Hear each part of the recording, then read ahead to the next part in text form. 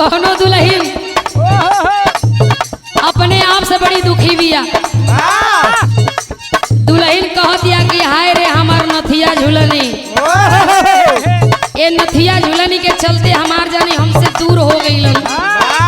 कौन कौन गली देखता, कौन कौन गली उनके देखे के पड़ता, कहाँ कहाँ घूमे के पड़ता।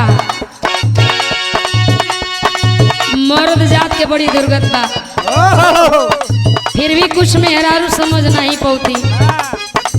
बाकी बड़ी समझदार दुल्हन हमारा लेखा बिया कहतिया। का कहे रेली